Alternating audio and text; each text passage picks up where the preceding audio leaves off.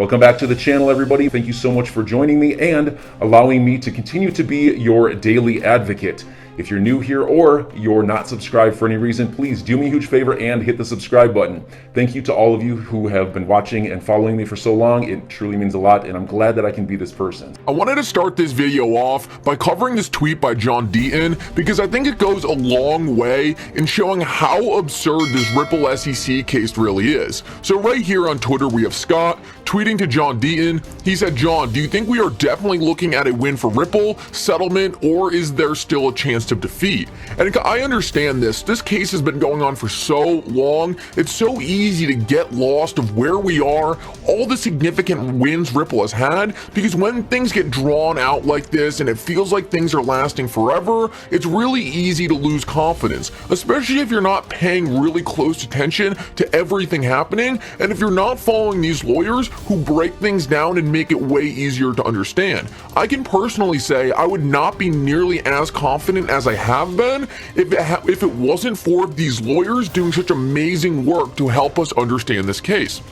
Well, John Deaton tweeted out, "I think the SEC lawyers had a chance of winning a very focused prosecution. If they charged Ripple and only Ripple with specific sales of XRP on specific dates between 2013 and 2018, they could have won. But instead, they pursued the token itself as a security, they will lose." And what John Deaton is saying here is the SEC actually had a decent case if they went to Ripple and said, "Hey, your sale of XRP on this date, and this date, when you sign this contract with this entity, these are considered security sales. No, XRP, the token, doesn't meet our own criteria of what a security is. So we're not trying to say XRP is a security, we're just saying on these dates, you sold XRP like it was a security." John Deaton thinks the SEC actually could have won this case. What is so interesting, though, is the SEC brought a case that is so broad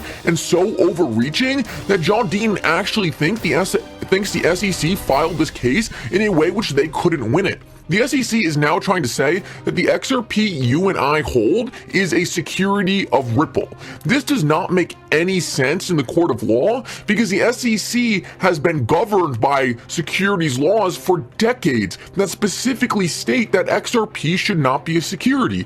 Oil is not a security of Exxon. Toyota cars are not a security of Toyota, just like XRP is not a security of Ripple. If Ripple went away tomorrow, XRP would still fundamentally have value in the market, so the idea that XRP somehow relies solely on Ripple does not make any sense. That's why John Deaton believes, yes, it's very possible Ripple might have to pay a fine for some early sales of XRP, but the idea that the XRP you and I hold will ever be declared a security doesn't make sense by the same agency, by the rules of the same agency who brought this case. That's how you know either the SEC brought this case out of complete incompetence or there was another reason they brought this case that was really dictated by larger hands behind the scenes. Let's keep going though, and I wanted to show you this. I thought it was pretty interesting. This is a new argument the SEC is trying to make. Somehow the XRP price correlates to announcements by Ripple. Their expert discovery guy literally said that it is rare for Ripple to make an announcement and for the price of XRP to move by more than 2 cents. This is kind of absurd, and I kind of hate this argument to start with because obviously Ripple using XRP more is going to make people realize that XRP has more utility. It doesn't necessarily mean XRP is solely moving because of Ripple, but it obviously is just a benefit to the coin itself. Overall, I think it's a pretty silly argument because just as Stephen Hubert tweets out, so if Elon Musk tweets about Dogecoin and Doge moves, does that make Doge a security of Elon Musk? Obviously not. The SEC is reaching really hard here, and the fact that this is the length they're trying to go to say XRP is a security of Ripple shows how unconfident they are in their initial case, because at the end of the day, this was all sorted out and already stated clearly in securities laws that XRP is not a security. So this just shows that they were getting really desperate to really try to make some absurd claims on why they believe it should be. I don't believe this will be successful, and I just think this statement by Stephen Hubert shows the absurdity of it. Now, I want to get into the most recent extension in this case because I believe this is very significant, and I saw a lot of people worried about this, so I really wanted to make sure I addressed it. So, both the parties, Ripple and the SEC, are now being told to meet about an extension of discovery. Wait, I thought we finished discovery. How could we be going back into discovery?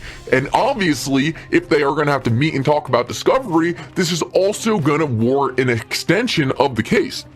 So how long would this extension be? Well, it would actually be in a 120-day period. So you might be thinking, Mikkel, why aren't you like pissed off about this? Why do you seem so okay with it? Well, the fact of the matter is, and this is very interesting, this 120-day discovery period is only for Brad and Chris's case. If you guys remember very recently, the judge actually dismissed Ripple's attempt to throw out the case against Brad and Chris. This came down to a procedural thing. According to the court, they have to assume Brad and Chris are guilty until proven innocent, and because of this, it wouldn't be right for her to throw out the case just yet until we saw some more essentially information come out of this case as a whole, and both sides had the opportunity to argue their case. So because of this, there is going to be an extended discovery, but only for the Brad and Chris case, not necessarily Ripple. I've seen a lot of people who really think this Brad and Chris case is going to get thrown out either way, so I don't think this is very impactful on the case at all. Now, there is another delay that we're going to have to talk about, and also whatever happened to the SEC and Ripple. Weren't they supposed to meet after discovery ended to talk about a settlement? You guys are definitely going to want to stick around for that. But I just wanted to show you, Bill agrees with what James K. Filan said. He said, I take your point. I was talking about Ripple as Brad and Chris as a whole, but agrees with the fact that this case was only extended for Brad and Chris and not for Ripple. We know the determination on whether XRP is a security or not is going to come out of the Ripple part of this case, not this point, so I really don't think this is anything to be too worried about. Now, there was a 2-day extension that had to do with the SEC's response to Ripple saying that the SEC shouldn't be allowed to include their late expert report. Essentially, that had to do with this. The SEC is trying to say that XRP moves on Ripple's announcements. We know this isn't true. The SEC is now using this as an opportunity to extend the case. This is what they do. We have said multiple times on this channel that almost everything the SEC does to delay this case is because they don't have a lot of weapons left. The only thing the SEC has to try to intimidate Ripple now is time. Ripple wants this thing to end. They want to start making significant strides in their business in the US, and that is not going to happen until this Ripple SEC case ends. So what does the SEC have for leverage? They have time, and that's it.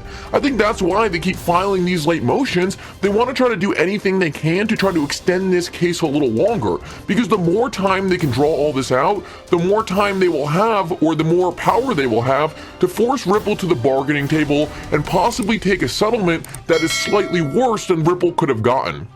At the end of the day, this is only a 2-day extension, and it didn't even look like Ripple tried to deny it. This is likely because after this has been going on for so long, it really doesn't make sense for Ripple to try to fight these tiny battles. Let the SEC have their little win. At the end of the day, Ripple's looking for the big motions, so I also wouldn't be too worried about this 2-day extension.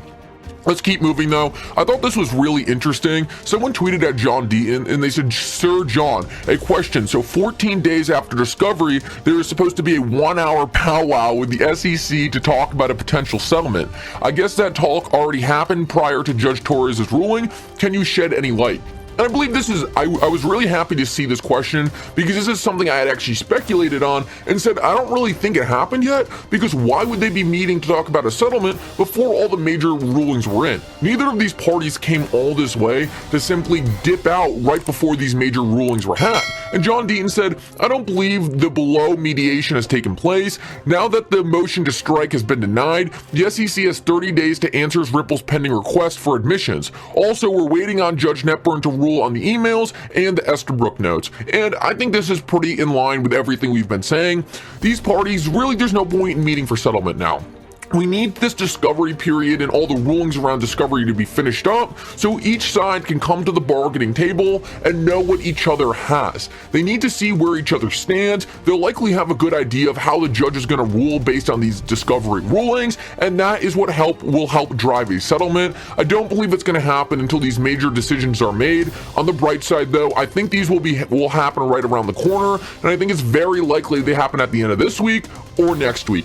Hopefully this week, because that just brings us one step closer to the settlement we have all been waiting for.